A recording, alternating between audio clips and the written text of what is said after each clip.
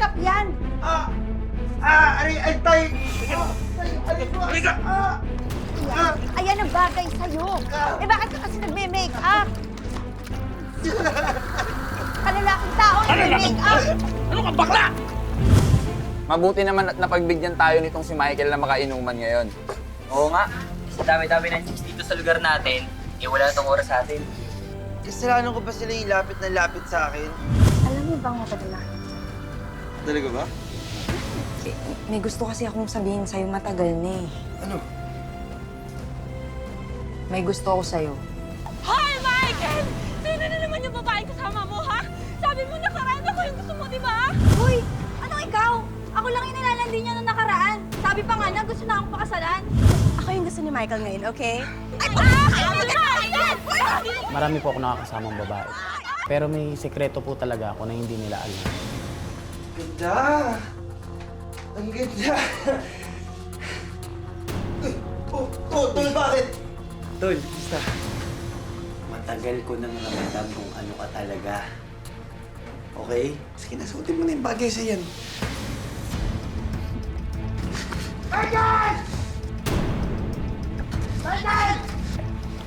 Sila nanay, tatay.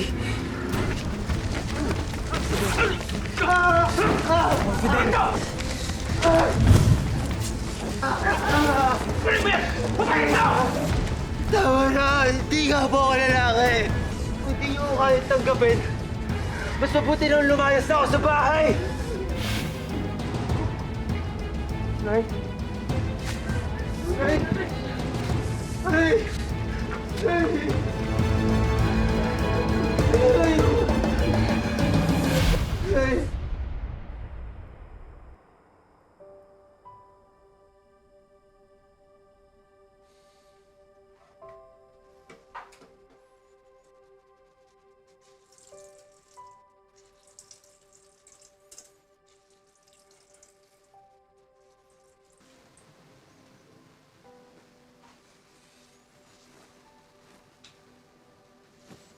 Nay, kamusta po pakiramdam niyo? Maayos-ayos naman, nak. Oh, bakit nandito ka pa? Akala ko ba lalayasan mo na kami? Kahit ano namang pag-awayin natin, Nay, hindi naman mababago siguro yung katotohanan na magulang ko kayo. Anak niyo ako. Gusto ko, pagtanda niyo, ako pa rin mag-aalaga sa inyo, Nay. Pasensya na, Nay, Di ko kayang panindigan yung gusto niyong maging ako. Maton, barako, lalaking lalaki, babaero. Sana huwag mong isipin na sinasaktan kita dahil gusto ko lang. Ayoko kasi dumating yung panahon na pagtampulan ka ng tukso. Ayaw namin ng nanay mo na mapahiya ka. Pero sa kagustuhan namin ng nanay mo na maging lalaki ka, nalimutan namin na meron kang pang sariling kasayaan. Kaya,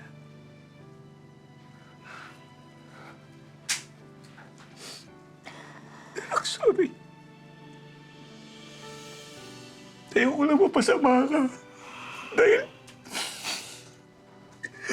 Dahil kami mismo ng nanay mo ang unang masasaktan. Pag nangyari yun.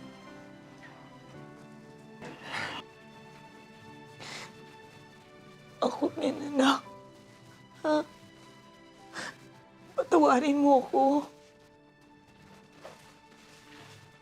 Kasi ako dapat unang nakakaunawa sa'yo eh. Ina mo ako. Dapat nararamdaman ko kung anong nararamdaman mo.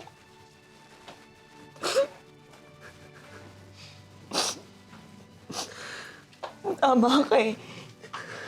Walang ibang may karapatan dyan sa buhay mo. Hindi kami. At lalong hindi ibang tao. Ikaw lang. Kaya, nagpasya kami ng tatay mo. Na simula ngayon, hahayaan kaya naming mabuhay na ayon sa gusto mo.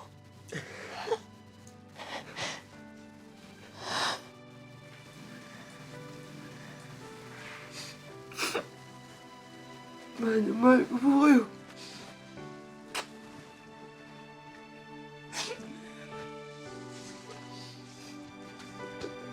Napakahalaga po na matanggap ako ng magulang ko. Gusto ko maging masaya ka. Sinabi ko po nun sa father ko na, sabi ko, Papa, alam mo naman bata pa lang, palakembot na ako, ganyan, may pagka-beki na ako. Sana kung ano ako, tanggapin niyo na lang ako bilang isang anak ko.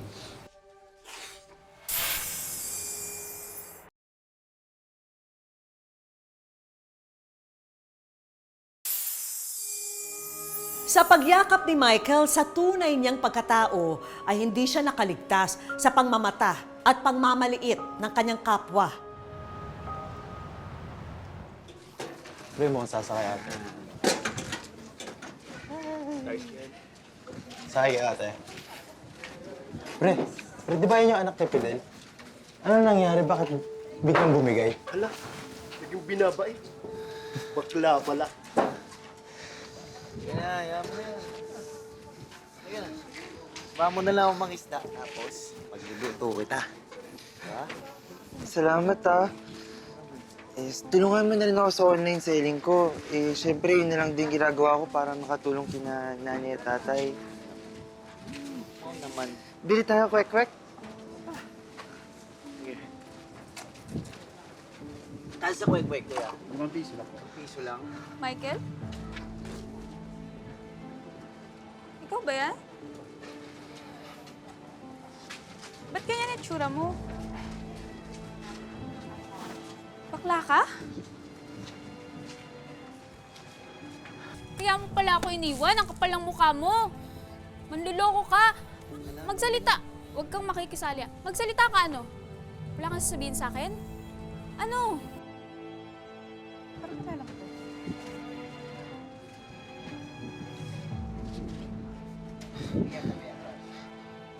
Janice, Aliana. O ayan. Bakla. Bakla si Michael. Ano ibig sabihin nito? Tsaka, ba't kaya itsura mo? Iyak ka naman. Lintik nga naman.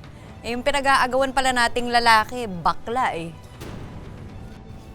Janice, Aliana, sorry sa inyo ah. Sana maintindihan nyo. Pero ngayon, handa na akong panindigan na si Jimboy talaga ang mahal ko. Parang kanina, pinag-aawayan namin magkapit-bahay kung sino ang karapat-dapat mong panugutan. Tapos ganyan ka? Panagutan? Anong ibig mo sabihin? Buntis kaming dalawa eh. Parehong ikaw yung ama. Pero alam mo, kung ganito magiging tatay ng magiging anak ko. Kasi piniin ko pa ata na palakihin ko ito mag-isa eh. Ano, ganyan yung tatay? Tapos katay nanay? Kaya naman. Huwag naman ganun. Ayoko naman pag-usap. Parang feeling ko na takot ba ako o masaya? Parang halo po yung nararamdaman ko kasi magiging tatay ako na ganito yung itsura ko, ganyan. Tapos magiging ama ba ako na, tatanggapin ba ako ng anak ko na Becky ako, ganyan.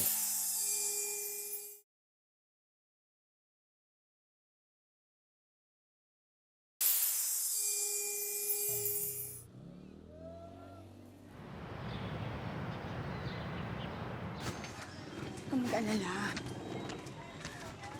Kahit ano ka pa, anak, ikaw ang ama ng mga batang yun. Kaya may karapatan ka sa kanila, ha? Kaya nga, naitulungan mo kong kumbinsihin sila na kaya ko naman ho magsustento sa mga magiging anak ko eh. Hello po. Magtatanong lang po, nandiyan po ba si Janice? Umalis na po sila dito, buong pamilya niya. Lumipat na daw po ng bahay. Nagsabi po ba sa inyo kung saan daw po? Hindi eh. Pero nagmamadaling umalis. Pero narinig ko, buntis daw yung babae. Kaya umiiwas sila sa chismis. Sige, salamat po. Paano yun, Nay?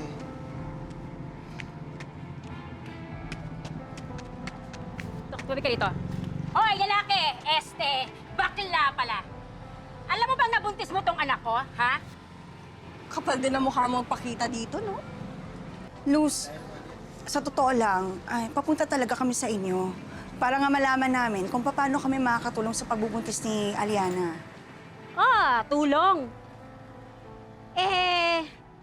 Ganito na lang. Bakit hindi na lang kaya magpakalalaki ang anak mo at panagutan itong anak ko? Pasensya na ho kayo Kaya ko pong sustentuhan yung magiging anak ko. Pero hindi ko po kayang gawin yung gusto niyong gawin ko. Kaya hindi ko na po kayang bumalik sa kasinungalingan. Ganon.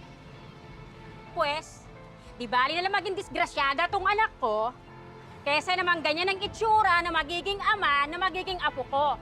Hindi ka niya kikilalanin. Tandaan mo yan! Nay, ha? Kalma ka na. Teka, sandali, Lusa. Sumusobra ka na eh. Pasalamat ka nga eh, na nagkukusa pa kami pumunta rito para akuin ang responsibilidad ng anak ko sa anak mo. Tapos ikaw pa ito nagmamalaki? Yung ibang lalaki nga dyan eh. Tinatakbuhan na kapag nabuntis na nila. Pero itong anak ko, na sinasabi mo ganito ang itsura, handa siyang harapin ang obligasyon niya sa anak mo. Yabang din ito. Wala akong pake. Baka nga mahawaan pa niyang anak mo yung magiging apo ko eh. Baka maging baklang tulad niyan. Ay, naku, hindi ako papayag. Baklang to. Basta sumusobra ka na talaga, Ako pa susobra talaga? Yung pagkataon ng anak ko, hindi sakit yan, Pero yung panguhusga mo, yan ang nakakahawa! Sobra ka na! Sobra ka na!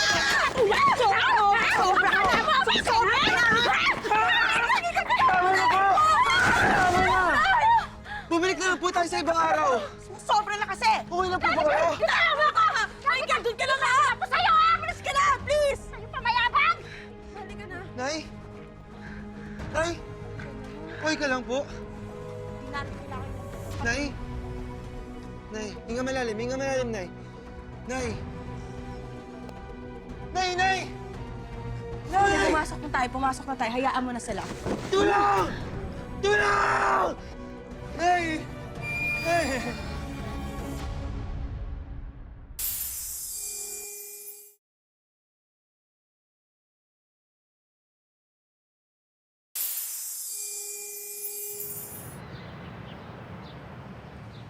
Nay! Ilang buwan na simula nung nawala ka. Maraming salamat sa lahat, Nay. Pinapangako ko na susundin ko lahat ng mga bilin mo sa akin. Pinapangako ko na magiging mabuting ama ako sa kanila.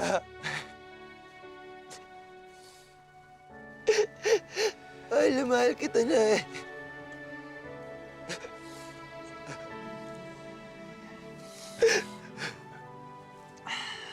Huwag kang mag-alala, okay? Huwag kang mag-alala. Nandito ako. Kasama mo ako sa lahat ng laban mo, okay? Hindi kita iiwan. Hindi kita papabayaan, okay?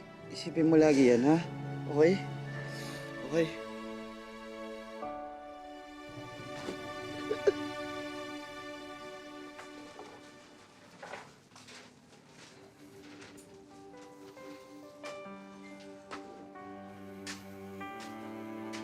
Anak, sigurado bang sasama ka sa pangingisda? Oo naman po, Tay. Sayang din po yung kita eh. Pangdagdag din sa gastos. Sige. Halika. Ano mo to? Mahirap itong dinaranan, ipagpapatuloy. Lalo pong tumibay yung pagmamahal ko nun kay Papa kasi si Papa na lang po yung natira sa akin. Parang tinanggap niya talaga ako ng buo na ito na yung anak ko. Alam kong ito na rin yung makakatulong sa akin, ganun po minsan nasa isip ni Papa. Kaya hanggang ngayon, lagi siyang nakasuporta din sa akin. Hi, Mama! So, ayan, i-check out nyo na. Comment nyo green. Sobrang ganda niyan. Kitang-kita nyo lahat yan. Sobrang high quality, kaya i-mine nyo na. Baka maunahan pa kayo dyan. Tapos ito naman pong sumunod yung pag-online ko po, yung mga damit na binigay sa akin ng tita ko, ino-online ko po siya. Tapos minsan hindi lang po din damit, mga utensils, mga gamit. Kaya po nagkakaroon po ako ng extra income.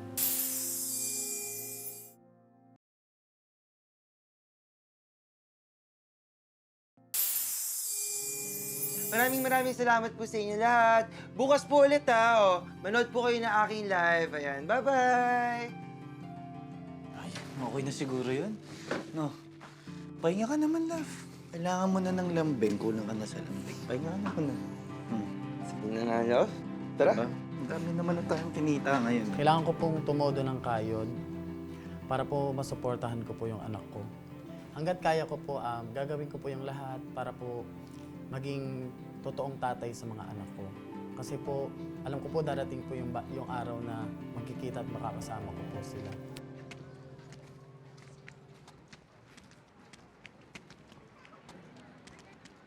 Aliana! Michael, ang ginagawa mo dito? Gusto ko lang naman sana bisitahin ka at makita ang anak ko. Namili ako ng mga gamit para kay baby. May konting pera na rin dyan para kahit papaano makatulong ako.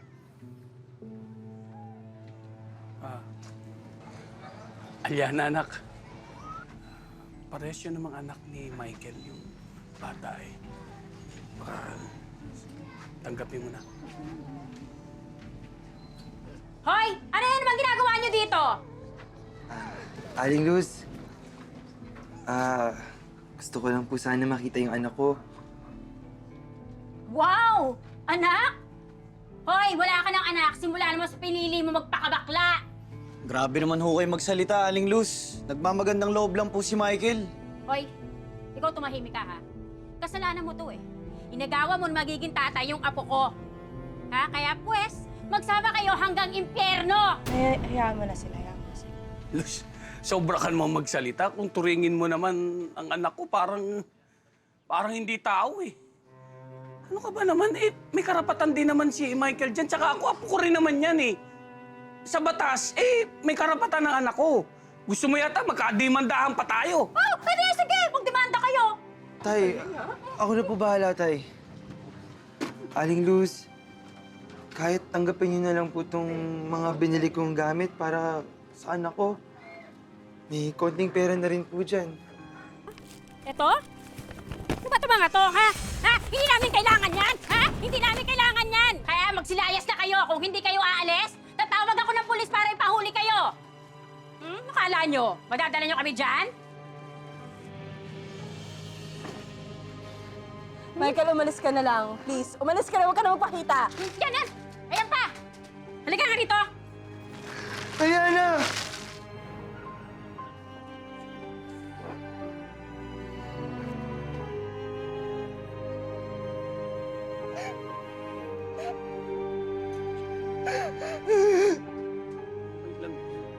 Yung nararamdaman ko po noon, parang inilalayo sa akin yung mga anak ko ng dati kong mga naging nobya. Parang inahati po nila yung katawan ko, parang inilalayo nila sa akin yung sarili kong dugo at laman. Kaya masakit po sobra.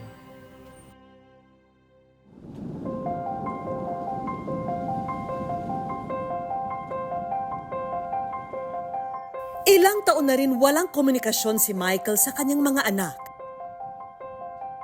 Tuluyan na raw pinutol ng mga ina nila ang lahat ng ugnayan. 2020, mga kalahatian ng ganun, mga kalahatian ng taon, hindi na kami nag-uusap. Tapos parang nakablock na ako sa lahat ng mga accounts niya, kahit sa social media, hindi ko na talaga sila makontak. Nagtanong po ako noon, tapos parang sabi nung pinsan niya na galit pa rin daw sa akin yung dati kong asawa. Sa pagtulong sa kanyang ama, ginugugol ni Michael ang kanyang oras sa ngayon.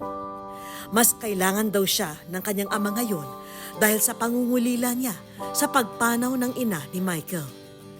Parang naging relasyon namin ngayon ng tatay ko simula nung nawala si mama. Parang mas naging close kami. Ako na lang yung lagi niyang nakakaramay, nakakakampi, ganyan. Kasi medyo matanda na rin kasi si papa ko. Sa pagyakap ni Michael sa totoo niyang pagkatao, naging matapang na rin siya sa pagharap sa mga diskriminasyon ng mga tao. Kaysa po intindihan namin yung nang-iinsulto sa amin, mas maganda magtrabaho na lang kami. Wala pong masama sa pagiging bading. As long as nakakatulong naman po ako sa papa ko, sa pamilya ko. Nagsisimula pa nga lang ang magagandang kaganapan sa buhay ni Michael. Kaya naman sasabayan na ito ng wish ko lang upang mas lalong maging maligaya ang ating bida. Sa'yo na Michael ang mga negosyo package na ito, pandagdag sa iyong mga racket. Maraming items dyan ang pwedeng-pwede mong ibenta sa iyong live selling.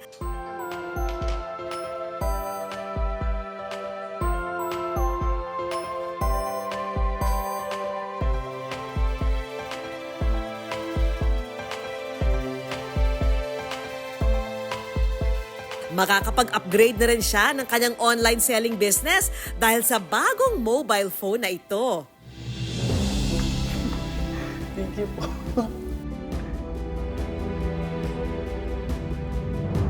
May uuwi na rin niya ang Bigasan Sari-Sari Store Showcase na ito.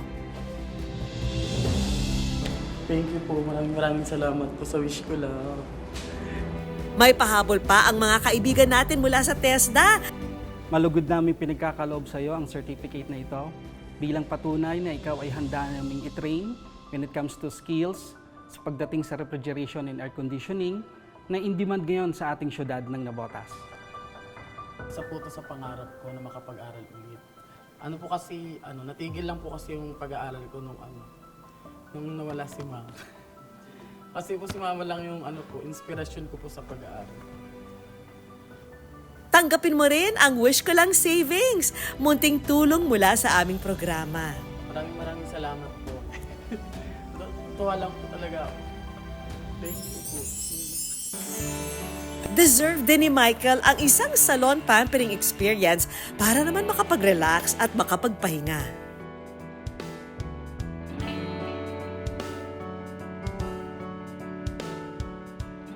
Para naman mabigyan na ng kasagutan ang tanong ni Michael tungkol sa kanyang mga anak, ay pinakausap namin siya sa isang attorney upang masabi sa kanya ang mga karapatan niya bilang isang ama.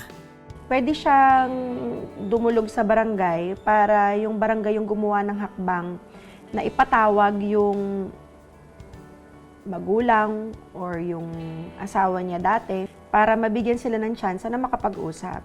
Kasi kahit naman hindi na sila okay o wala na silang pagmamahal, hindi natin maiaalis na siya pa rin yung ama at meron siyang natural right at meron din siyang responsibilidad at obligasyon.